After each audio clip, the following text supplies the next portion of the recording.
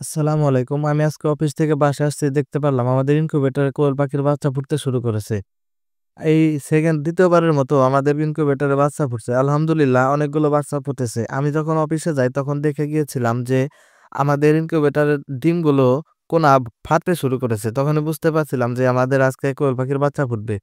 এখন আমাদের অনেক করণীয় রয়েছে। ১ম এ ডিমের খোসাগুলো খালি খোসাগুলো বের করে নিতে হবে। তারপরে এগুলোর জন্য মেডিসিন, ব্রুডিং তৈরি করতে হবে। ১ম এ আমরা চলে যাব শহরের দিকে। এগুলোর জন্য ওষুধ আনতে এবং আমাদের পার্সোনাল কিছু কাজ আছে সেই কাজগুলো করতে। চলে আসলাম মেডিসিন নিতে। আমাদের ছোট গাড়ির ঝালার কাজ ছিল, সেই ঝালার কাজ করে নিলাম। তারপরে আরো কাজ করছি সেগুলো ভিডিও করার সময় পাই না তাই ভিডিও করিনি। এখন আমাদের ব্রুডিং তৈরি করতে হবে। আমি বড় একটা ককশিট কিনেছিলাম একটি ইনকিউবেটর তৈরি করার জন্য। এখন ইনকিউবেটর তৈরি করব না কারণ আমার একটু হাতে কাজ আছে। কাজ শেষ হলে ইনকিউবেটর তৈরি করব। তাই এটার ভিতরে বাচ্চা ব্রুডিং করব। আমি যে মেডিসিন গুলো আনছি লাইসোভিট আর থায়াবিন আনছিলাম। কোয়েল পাখির সাদা বাচ্চা আমার অনেক ভালো লাগে। আলহামদুলিল্লাহ আমাদের মেশিনে সাদা বাচ্চা উঠেছে।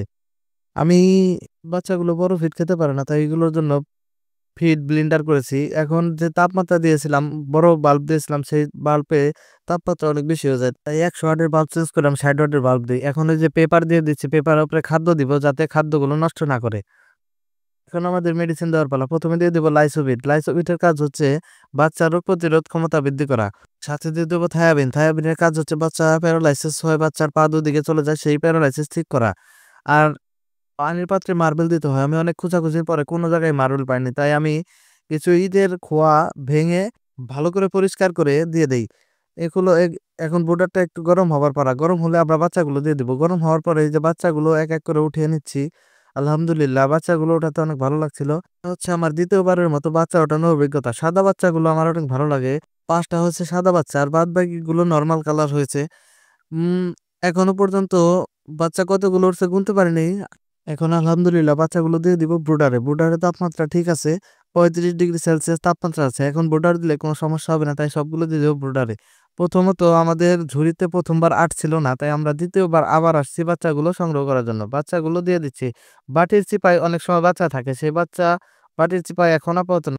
এই ডিমটা অর্ধেক ভাঙা আছে। যেকোনো সময় বাচ্চা বের হবে। আপাতত এগুলো ঢেকে রাখি এবং ব্রুডিং এর কাজ শেষ করি। এই যে পরবর্তী বাচ্চাগুলো ঝুড়ি থেকে দিয়ে দিলাম।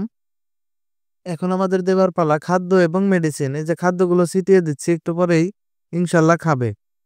এখন হচ্ছে শীতের দিন যদি ভালোভাবে ঢেকে না দেই তাহলে তাপমাত্রা ঠিকমতো থাকবে না। ঠান্ডা হয়ে যাবে, বাচ্চাদের অনেক সমস্যা হবে। বোর্ডিং এ দেওয়ার ৫ মিনিট পরে এমনভাবে এরা চলাফেরা করছিল দেখে মনে হচ্ছিল না যে এই বাচ্চাগুলো কিছুক্ষণ আগে ফুটেছে। একটা, একটা করে খাদ্য খাচ্ছিল, এদিক ওদিক হাঁটাহাঁটি করছিল। এই মুহূর্তে আমাদের বাড়িতে কোনো কোয়েল পাখি নাই। তাই ইনশাআল্লাহ এই সবগুলো কোয়েল পাখি আমি রেখে দেব। এই যে অর্ধভাঙা ডিমটা এই যে বাচ্চা নড়াচড়া করছে যেকোনো সময় ভেঙে বের হবে। এমন মুহূর্ত যদি আপনাদের হয়ে থাকে কমেন্ট করে জানাবেন। এই যে বাচ্চাগুলো অনেক চঞ্চল হয়ে গেছে, এদিক ওদিক অনেক ঘোরাফেরা করছে। সাদা ২ টা বাচ্চা ডিম ফোটার সাথে সাথেই ব্রুডিং এ দিয়ে দেই। তাই কেমন যেন এগুলোর অবস্থা হয়ে গেছিল। তাই এগুলো আবার আমি নিয়ে ইনকিউবেটরে দিয়ে দেই। আমার এই বাচ্চাগুলোর জন্য সবাই দোয়া করবেন। ভালো থাকবেন। আসসালামু আলাইকুম।